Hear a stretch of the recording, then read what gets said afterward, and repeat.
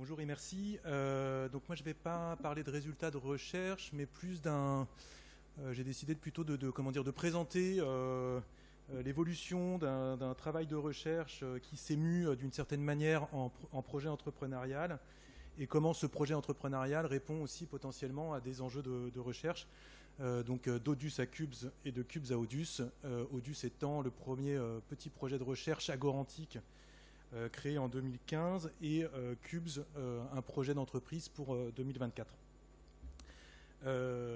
Voilà, donc au tout départ, moi je suis, pardon, je ne me suis pas présenté, mais Éloi Flèche, je suis j'ai envie de dire en pause doctorale pour effectivement créer cette entreprise.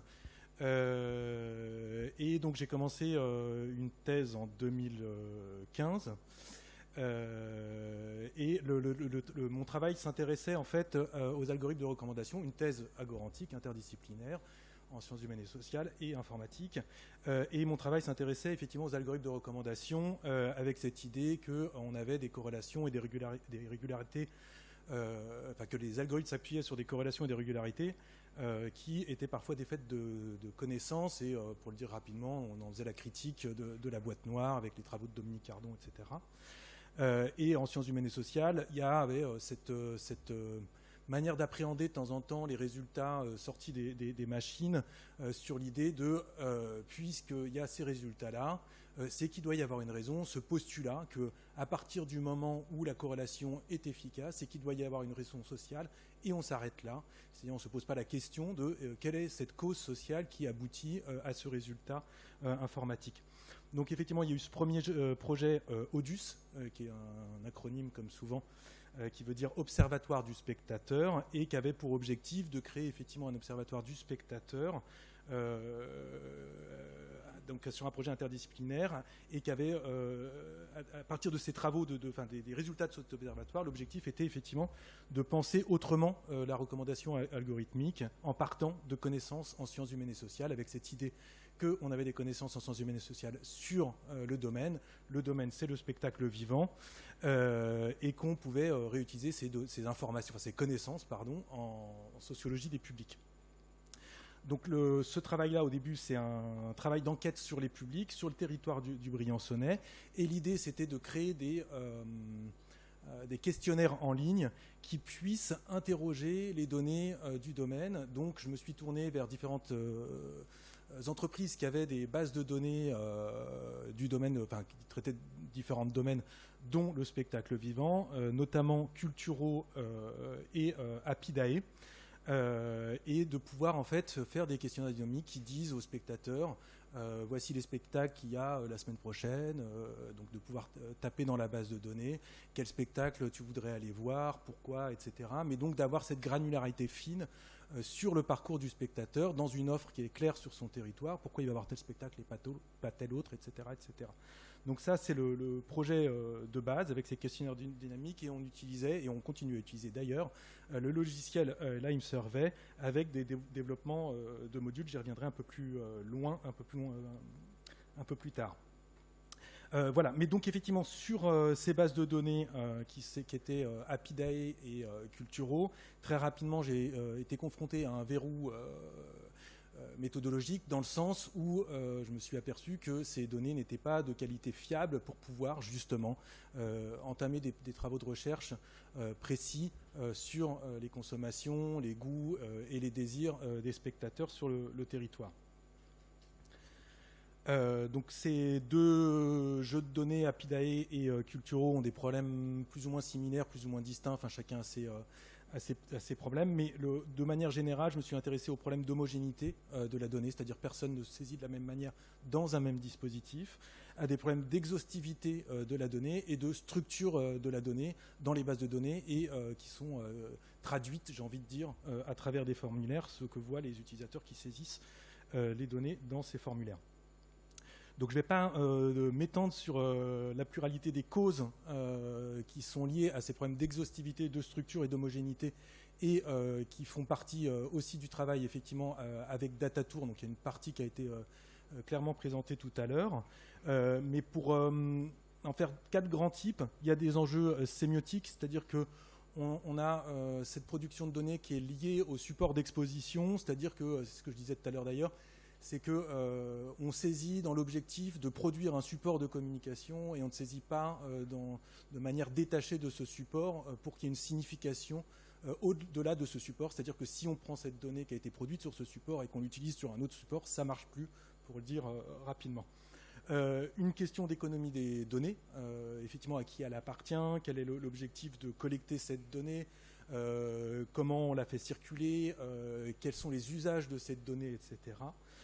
Une question de gouvernance des données, on revient sur cette question effectivement à qui elle appartient et qui en est propriétaire. Alors, il y a eu ces discussions sur la propriété, mais par rapport à Apidae, mais par exemple effectivement dans le langage Apidae, l'Office du tourisme est le propriétaire de la fiche, alors que potentiellement il a inscrit une donnée qui a été produite par un théâtre avec un auteur qui est derrière cette fiche, etc. Et puis surtout aussi une question de discours et d'impensé des données, c'est-à-dire que si on sort des filles d'en haut et d'en bas, si on sort des petites mains qui produisent cette donnée-là, on a tout un écosystème qui nous vend d'une certaine manière une donnée qui est magique, sur lequel on va pouvoir créer des startups, etc., et toute une économie. Et ce discours-là produit cet impensé, c'est-à-dire qu'on ne re-questionne plus cette donnée, cette qualité, dans le sens quels usages on peut en faire derrière. Voilà, donc sur ce premier projet de recherche, j'ai basculé, en fait, face à ce verrou, j'ai basculé dans une autre sphère, j'ai envie de dire. Donc ce 2018, le grand chambardement, donc changement de direction de thèse, changement de discipline et changement de sujet. Et je résumerai très rapidement la nouvelle problématique qui découlera de ce verrou sur les algorithmes travaillent sur des données insignifiantes. Donc c'est le travail d'Antoinette Rouvroy qui nous dit que d'une certaine manière, on a perdu la signification sociale et anthropologique qui ont prévalu à la production, à la collecte, à la production et à l'enregistrement de la donnée. Et donc, quelles sont cette rupture technosémiotique entre des gens qui font des activités qui sont signifiantes, bien évidemment, et ces algorithmes qui se défont, s'exemptent d'une certaine manière de la signification qui a prévalu à ces inscriptions-là. Ceci m'a très rapidement mené donc à une recherche ingénierie avec cette question de recherche ingénierie. Peut-on produire collectivement des données signifiantes ? Vous voyez l'ambition du projet, avec dans la perspective de pouvoir penser autrement et collectivement, je pourrais dire aussi, la recommandation algorithmique. Voilà, et donc ce projet de recherche ingénierie va rencontrer effectivement un enjeu socio-économique qui est identifié sur les territoires, que je vais pareil exposer très rapidement en 3 points. Un vieux serpent de mer, c'est une expression donc, du ministère de la Culture quand je présente le projet Odus. C'est l'idée en fait de créer des agendas culturels sur les territoires et effectivement tous les territoires s'y emploient avec 1000 outils, 1000 approches, etc. Mais à chaque fois, il y a des difficultés et ça tombe à l'eau. Une activité chronophage pour les offices du tourisme. Je ne vais effectivement pas m'étendre sur cette question qui a été largement exposée tout à l'heure. Donc les offices du tourisme ont besoin, souhaiteraient d'une certaine manière réduire ce temps de travail qui coûte de l'argent avec de l'argent public.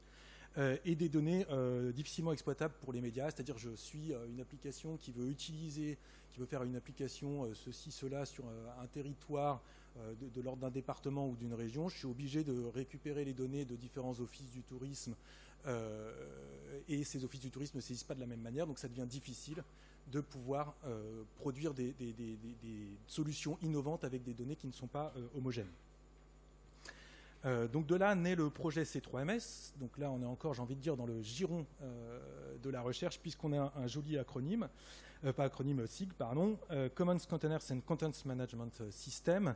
Donc un nouveau CMS au cube, c'est comme ça qu'il est présenté. Donc ça joue bien évidemment sur le CMS. Donc c'est un système de gestion de contenu, mais aussi de contenant, c'est-à-dire des formulaires, de la structure de la donnée. Je reviendrai en détail sur ces questions-là. Et de la gestion de la donnée comme une ressource commune sur un territoire. Et on va créer des coopératives de données. Donc, on se rapproche de ce paradigme du bien commun. Il y a en même temps, donc, effectivement, un projet de valorisation avec l'Institut des sciences humaines et sociales du CNRS qui prend attache avec nous et qui va nous accompagner dans le développement de cette solution à des fins de valorisation de la recherche. Il y a la SAD qui dépose la propriété intellectuelle, l'Europe qui donne un financement pour développer la preuve de concept sur le Briançonnais, le ministère de la Culture qui nous accompagne avec le service numérique innovant. Et dès à présent, effectivement, on est sur un projet de création d'entreprise qui s'appelle CUBS. Donc vous aurez compris le C3MS qui est devenu une marque. Et donc il y a un incubateur qui devrait nous suivre, on devrait avoir une réponse en décembre, qui est Impulse à Marseille. J'ai désormais un associé qui est un informaticien un peu plus chevronné que moi, qui rejoint l'aventure, et on commence à construire un réseau partenarial de personnes qui peuvent développer la mise en place de coopératives de données sur les territoires. Un marché qui se dessine, donc je vais l'esquisser en quelques mots, mais c'est l'idée que ces offices du tourisme ont besoin de cette donnée. Par contre, cette donnée culturelle devrait être plus dans le giron des acteurs culturels. Donc comment on crée une synergie entre les besoins d'un office du tourisme qui a besoin de cette donnée et qui a des moyens dans le sens des personnes qui aujourd'hui saisissent cette donnée. Comment cette donnée revient dans le giron des acteurs culturels, c'est-à-dire autant de la gouvernance que de la production de ces données, pour la mettre à disposition des offices du tourisme, de trouver d'une certaine manière, pour reprendre des termes qu'on trouve souvent dans l'open data, une logique donnant-donnant entre les différents acteurs de la filière de l'information culturelle sur les territoires. Donc effectivement, les offices du tourisme, les acteurs culturels bien évidemment, les institutions et les médias de manière plus large que les offices du tourisme. Voilà, et une preuve de concept en cours, puisqu'effectivement on est en train de mettre en place le dispositif sur le Briançonnais. Donc CUBS, c'est effectivement à la fois un logiciel et une méthode, et c'est quelque chose de hyper important. C'est cette logique de sortir du technosolutionnisme. Non, hein, c'est avant tout une organisation sociale qui se met en place à partir d'un dispositif, ou un dispositif qui se met au service d'une organisation sociale. Donc il y a deux approches. Donc déjà, sur la preuve de concept qu'on est en train de mettre en place, il y a un ensemble d'actions, de médiation, de formation et de construction avec les acteurs d'un discours de ce que c'est qu'une donnée. Donc c'est une manière de penser collectivement cet enjeu de la donnée. Donc là-dessus, il y a effectivement des formations qui s'appellent, pour le moment, c'est pas très vendeur, mais milieu technique de la donnée. Il y a une exposition dans l'espace médiathèque de la communauté de communes sur les interfaces graphiques, l'histoire des interfaces graphiques et comment en fait on parle des données à travers cette histoire-là, puisque c'est à travers les interfaces graphiques que les utilisateurs manipulent des données. Voilà, il y a un travail avec les scolaires. Voilà, donc il y a tout un ensemble d'actions, d'activités pour faire en sorte que de penser les données et que ça soit un enjeu sur les territoires. Et il y a ce travail de création de coopératives de données. On est au balbutiement pour reconfigurer l'économie des données. C'est aujourd'hui comment ça se fonctionne, cette économie des données sur tel territoire, avec les offices du tourisme, les gens qui saisissent, les gens qui récupèrent ces données, etc. Comment on se met au service, comment ces coopératives se mettent au service du travail de tout à chacun sur du travail de l'ensemble de ces organisations qui gravitent autour de la filière et de la donnée. Et la définition d'une gouvernance est une grande question qui se met en place. Je ne sais pas si j'en parle là. Non, je vais en parler après, pardon. Voilà, le logiciel, pareil, on pourrait dire des tonnes de choses sur le logiciel. Concevoir, mutualiser, manipuler, diffuser des données. Donc ça se base déjà sur un gros travail qui a été fait de design sur comment traduire ce que c'est qu'une donnée à travers une interface et sortir de la logique de page dans lequel, par exemple, est Tapidae et qu'on va retrouver aussi sur WordPress. C'est l'idée, je utilise un CMS pour produire ma page web, mais qui est à des années-lumière, j'ai envie de dire, d'une certaine logique informaticienne, qui est celle du paradigme de l'objet et de la relation, qui est complètement perdu dans les dispositifs actuels, qui écrase la donnée dans une logique d'affichage sur des pages. Et de retrouver effectivement une continuité technosémiotique entre le sens que donne la personne qui va saisir à la donnée, qu'est-ce qu'elle y met en fait en termes de signification, et son enregistrement de cette donnée dans les bases de données, et ensuite dans les réusages qui en seront faits plus tard. Il y a la question de structurer les données, et effectivement ça c'est aussi un des éléments qui est important en termes du dispositif, c'est que c'est un dispositif qui est 100% configurable, c'est-à-dire que quand on crée une instance, il n'y a aucune table dans la base de données qui définit la structure de la donnée. Ce sont des JSON en fait, où il y a un métalangage sur lequel on définit toute la donnée, tous les formats de la donnée dans les bases de données, et effectivement aussi les formulaires de saisie avec les règles, un numéro de téléphone avec des points, etc. Enfin bon, voilà, donc c'est un outil qui est extrêmement modulable pour pouvoir construire ces structures de données rapidement. Et enfin des API configurables qui sont aussi sur la même logique avec des recettes qui permettent aux utilisateurs de récupérer des données, on va dire brutes, j'aime pas beaucoup ce mot-là, mais voilà, et de la préparer pour ensuite la récupérer de l'autre côté de l'API et en faire ce qu'elle souhaite. Et un dernier élément qu'on est en train de développer, c'est que ces coopératives peuvent effectivement construire leur structure de données localement en fonction des enjeux du territoire, du domaine, des acteurs qui sont en présence. Mais il y a la possibilité aussi en fait, de mutualiser un ensemble de données avec d'autres coopératives et de créer des fédérations qui décident collectivement une part, j'ai envie de dire, de structures de données universelles entre ces différentes coopératives de la fédération. Voilà, donc je viens à cette dernière slide de Cubes à Odus. Donc comment effectivement cette entreprise en devenir, qui n'existe pas encore, m'intéresse en termes de recherche. Donc les territoires valorisés, après qu'ils soient valorisés, qui deviennent au service de la recherche. Donc tout d'abord, je reviens un peu en fait mes questions de recherche initiaux sur la question de peut-on d'une certaine manière penser autrement les données sur les territoires et produire des données de meilleure qualité à des fins de traitement automatique. Donc il y a le projet en fait de mettre en place un hackathon avec des captations de cet hackathon pour voir comment en fait les utilisateurs vont s'emparer de ce dispositif, les discours en fait qui mobilisent autour de leurs activités, la manière dont ils appréhendent cette structure de données qui est pensée pour le spectacle vivant, et ces langages graphiques et manipulatoires qui sont d'un nouveau genre, j'ai envie de dire, comment à un moment donné ils arrivent à dialoguer avec la machine à travers ces nouveaux langages graphiques et manipulatoires.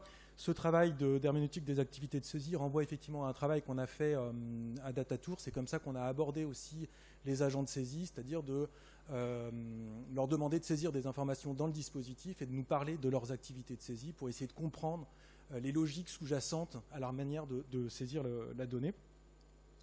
Et il y a tout un programme effectivement d'ateliers et de séminaires sur cette idée de construction des coopératives, de voir effectivement comment ça se met en place avec des acteurs qui sont extrêmement différents. Et donc je vais prendre un exemple qui a eu lieu là sur une réunion de présentation sur le territoire du dispositif. Et c'était juste il n'y avait pas tellement plus d'ambition sur cette réunion que de dire voilà comment ça fonctionne, etc. Et tout de suite, il y a toutes les personnes qui étaient en présence, qui n'étaient pas du tout des gens qui étaient spécialistes de la donnée ou de je ne sais quoi, qui ont commencé à poser des questions assez pertinentes sur cette question de gouvernance des données, notamment, ça va être en open data, nous on a saisi ça, mais donc les médias peuvent décider s'ils prennent notre information ou pas, mais est-ce que nous, on peut décider si on veut donner à tel média ou pas? Moi, par exemple, j'ai pas envie de donner à DC TV, donc le DC TV, on me dira plus tard que c'est c'est le CNews local. Donc il y a ces questions qui émergent directement quand on pose cette idée d'ouverture des données, et ça pose une vraie question de gouvernance de données avec cette question les données entre open data et souveraineté numérique. Comment on va articuler ça? Donc on n'a pas du tout poussé plus loin le bouchon pour le moment, mais j'ai effectivement rapidement dans la petite assemblée qu'il y avait fait un sondage en disant est-ce qu'il y en a qui sont intéressés pour qu'on monte un atelier autour de ces questions de gouvernance, et il y a la moitié de la salle qui a soulevé la main en se disant ouais, ça vous intéresse de faire des ateliers sur la gouvernance des données culturelles d'un point de vue local.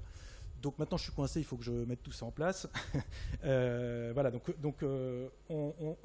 ça c'est prévu à l'automne, et d'essayer de comprendre effectivement comment ces enjeux sont vécus en fait par des individus qui sont les détenants, j'ai envie de dire, les détenteurs, pardon, de la donnée sur les territoires. Voilà, et à partir de ces données qui sont produites donc dans ce dispositif ODUS, donc ODUS qui est au départ ce fameux projet de recherche et qui est désormais le nom qui a été gardé sur le territoire donc ça ne veut plus dire grand chose avec son histoire, mais c'est pas grave, c'est le nom du projet de la mise en œuvre de cette première coopérative de données avec le dispositif CUBES.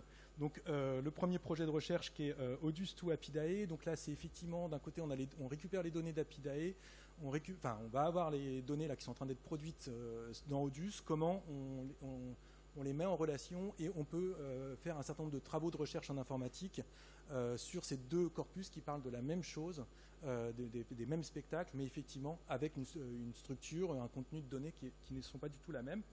ODUS Survey, donc ça c'est avec Juan Manuel Torres et ça